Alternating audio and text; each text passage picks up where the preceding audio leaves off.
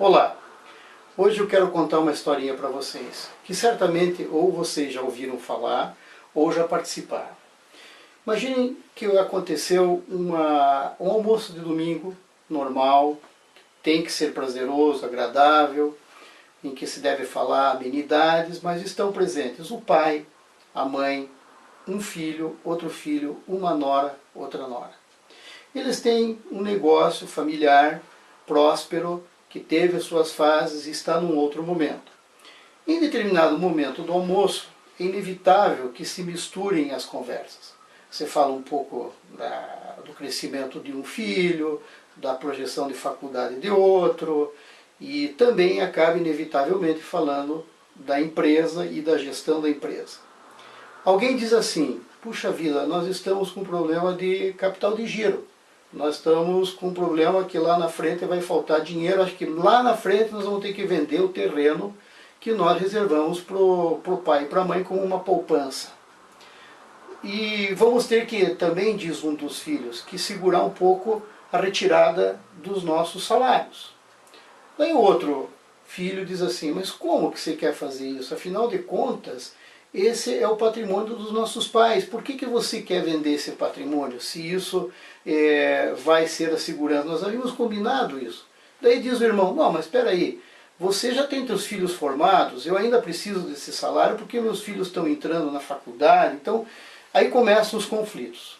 Isso certamente é um filme que muitas pessoas já vivenciaram, ou já ouviram falar, ou já viram algum filme real, efetivo, que isso tenha acontecido, né? Mesmo em termos de ficção. O que eu quero dizer para vocês é que vocês não se amedrontem, porque na verdade isso não acontece só com essa sua família. Hoje em dia, para vocês terem uma ideia, 85% das empresas do Brasil têm esse problema. Outro detalhe: 25% dessas empresas, elas não passam da segunda geração. Então, por mais que esses irmãos queiram se cuidar, se preservar os pais a eles próprios, certamente os filhos dos filhos deles não terão essa empresa. Isso é estatístico.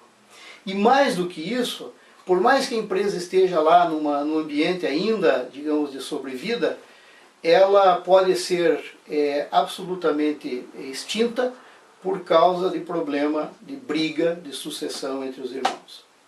Então, por que isso acontece? Porque existe, os estudos demonstram isso, uma pequena distinção que é sutil, mas muito profunda, entre os negócios da família com os negócios de família. Qual é a diferença? Os negócios de família são as questões da formatura dos filhos, de subsidiar a faculdade do outro, de cuidar da poupança dos pais, é o exemplo. Enquanto que o negócio da família é a empresa que precisa do capital de giro. Então, para cada uma dessas situações tem que ter uma lógica.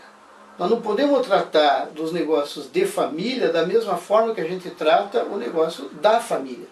São duas situações distintas, dois objetivos distintos, e a primeira coisa que se tem que fazer é absolutamente ter uma noção dessas duas distinções. Então a pergunta existe alguma saída para isso? Claro que existe.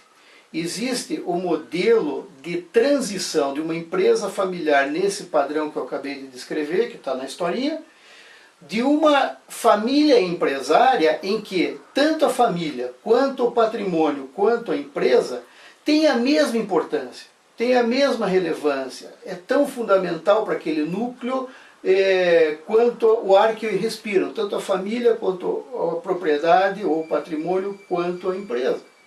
Só que, para cada uma delas, tem que ter uma lógica, tem que ter uma gestão, tem que ter um objetivo.